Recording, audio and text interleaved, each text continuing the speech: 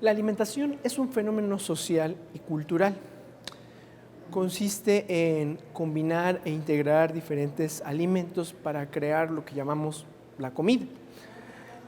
El acto de comer, a su vez, nos lleva a aprender ciertas normas, conductas y valores que nos integran en un grupo social. Bienvenidos a Museo Sumaya Fundación Carlos Slim. En esta ocasión tengo el gusto de presentarles una obra más de la Filmoteca Demetrio Bilbatúa. El documental que veremos hoy lleva por nombre Nutrición, clave del bienestar, y fue filmado por Demetrio Bilbatúa a color en 35 milímetros en el año de 1974. Es un trabajo peculiar, dado que es uno de los pocos filmes realizados casi por completo en animación, en colaboración con el Instituto Nacional de Nutrición. El documentalista hispano-mexicano convierte el tema culinario en una narrativa cinematográfica. Utiliza a un personaje que es un niño, ¿no?, quien vestido en atavío regional transitará por diferentes épocas, entre la época en la que fue filmado el documental, pero también el periodo mesoamericano.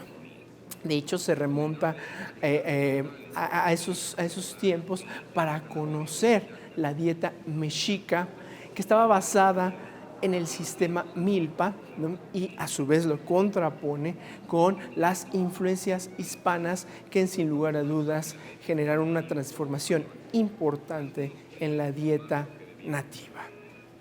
Es interesante apreciar algunos de los rasgos que prácticamente rodean a la obra de Bilbatúa. Por ejemplo, en toda su filmografía expositiva, ¿no?, aparece una voz-over, ¿no?, que nos va delineando ya la narrativa, ¿no? Y en este caso, además, incluye fragmentos musicales, ¿no?, con los cuales generará ambientes y además dará la identidad específica del protagonista, justo con un tema musical interpretado en marimba.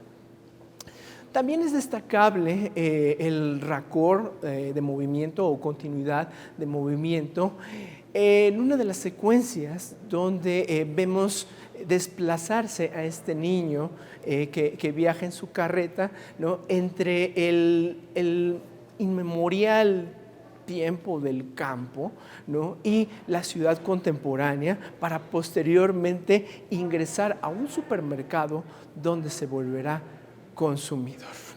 El documental destaca como uno de los elementos que generan mayor riesgo en la mala nutrición a la pobreza.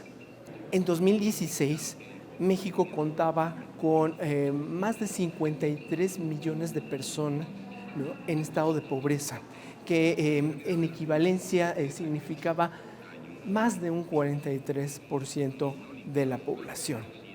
De esta manera, nutrición, clave del bienestar, marca un vínculo inherente de la buena nutrición que depende de diversos sectores económicos con el desarrollo y el bienestar, ¿no?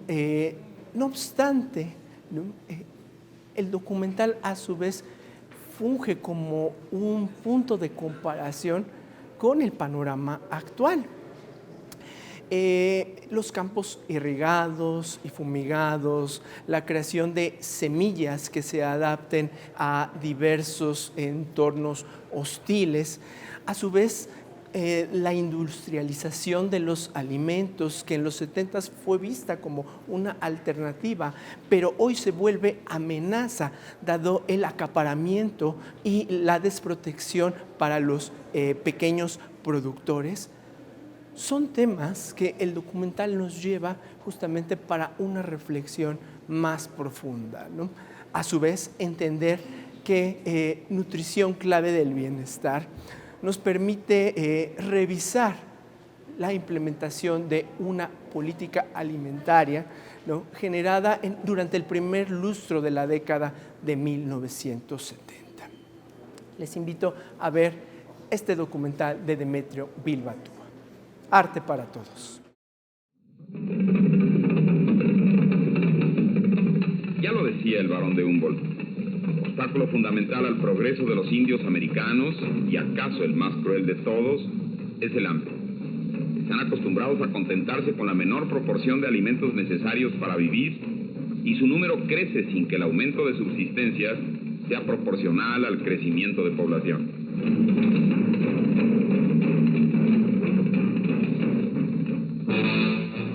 Todos sabemos que una buena alimentación es necesaria para lograr y mantener adecuado estado de salud. El Instituto Nacional de Nutrición coadyuva a que lo reconozcamos y, lo que es más importante, a prevenir la mala nutrición. No es posible hablar en general de la alimentación del mexicano, pues hay distintos sectores económicos, pero tan perjudicial es excederse en la comida como carecer de ella.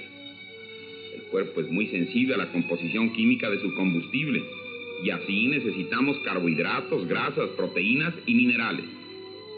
No solo es importante tener suficiente comida, sino mantener el equilibrio de los principios nutritivos.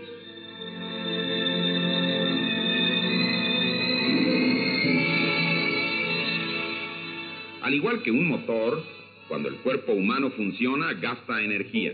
Se necesita energía para respirar, para caminar, para ponerse en pie, para mover un dedo, incluso para pensar. La energía se mide con una unidad de calor llamada caloría. Las grasas y los carbohidratos aportan casi todas las calorías que necesita el cuerpo. La falta deriva en desnutrición. El exceso da origen a la obesidad.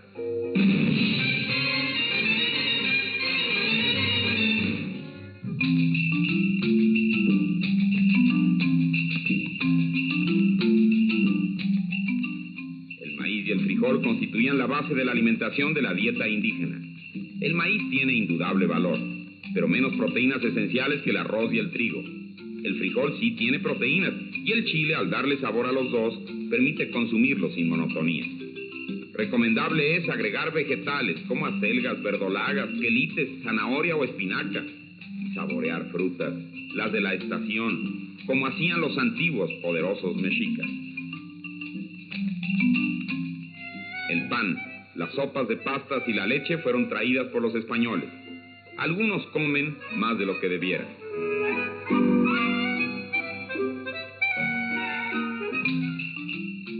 Supongamos un grupo de comensales cuyos ingresos corresponden al del salario mínimo. Además de frijoles y tortillas, deben incorporar sopa de pasta 4 veces a la semana y arroz las otras 3. Buscar pescado barato, beber café con leche alternándolo con atole de harina de maíz o de arroz 3 veces por semana. Y así no les harán falta ni proteínas ni carbohidratos.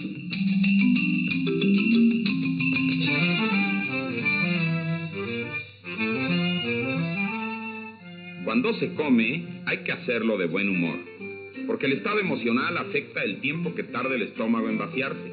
Y es inadecuado prohibirle ciertos alimentos a los niños. No hay mala comida, como tampoco para la mujer embarazada. Lo que resulta perjudicial es limitar su alimentación en periodos tan importantes de la vida.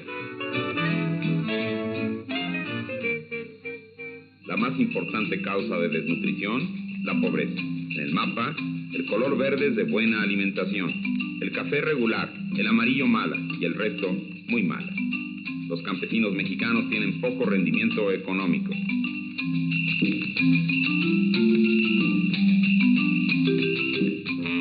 La enfermedad de la gula produce peso excesivo, daño indiscutible. El no limpiar los platos no siempre es un pecado. A veces, tradiciones familiares como aquella de que un niño gordo es un niño sano, incita a los niños a comer con exceso, formando el hábito, que es probable persista. La desnutrición agrava ciertas enfermedades. Por ejemplo, los muertos por infección son más frecuentes en las personas sin reservas de energía. Las enfermedades en los seres débiles duran más, son más rebeldes.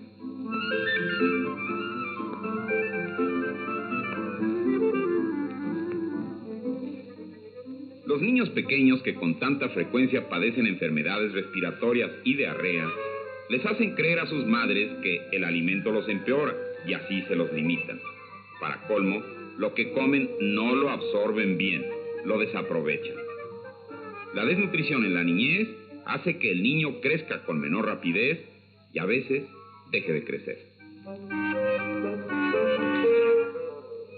Lo hace más quieto, apático, indiferente hacia lo que le rodea, cuando debe ser lo contrario, activo, inquieto y con capacidad para aprender y explorar. Una mala alimentación tiene sus efectos negativos en los adolescentes y en los adultos. La desnutrición crónica aumenta los riesgos de la mujer durante el embarazo y el parto produce niños sin defensas físicas. La inadecuada alimentación reduce la eficacia en el trabajo. Así resulta imposible salir del subdesarrollo. A los que ganan menos de 500 pesos al mes, debemos motivarlos a cultivar legumbres, a tener conejos, a tener puerquitos o gallinas. En otros estratos, se debe reforzar las energías con harina, soya, germen de trigo, etc. Antes se creía que algunos alimentos eran tóxicos, pero no se sabía que la verdadera causa de enfermedad era la carencia de elementos, y así se descubrieron la familia de las vitaminas, el valor de frutos y cítricos, y las bondades del pescado. Es el manipular los alimentos con falta de higiene la causa común de infección. El vivir en un ambiente altamente contaminado, es decir, donde el agua escasea, en que la vivienda no protege contra los cambios del clima, en que se convive estrechamente con los animales, donde se está en contacto constante con las deyecciones humanas y animales, conduce a la multiplicación de virus y a enfermedades de origen hídrico.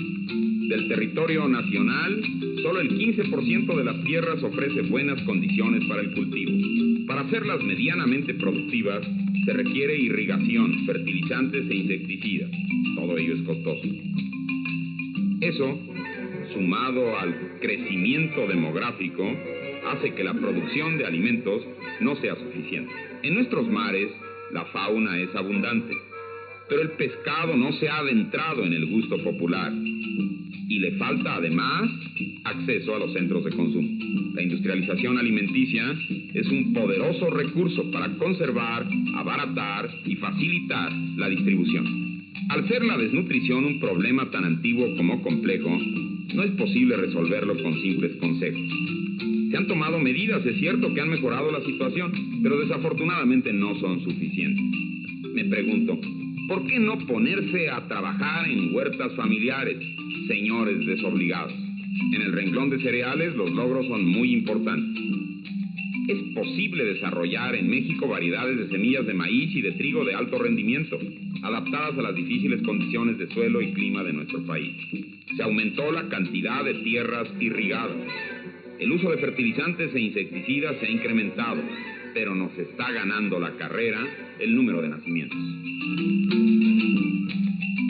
La escuela, a través de los maestros, puede ser un poderoso vehículo de difusión de conocimientos prácticos sobre alimentación. Se erradican enfermedades que afectaban a grandes sectores de nuestra población.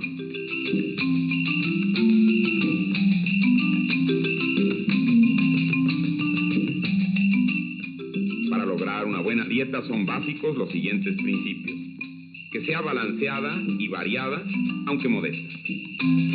Para eliminar la desnutrición, debemos aplicar los conocimientos y la destreza de la ciencia moderna. Es tarea de todos los mexicanos.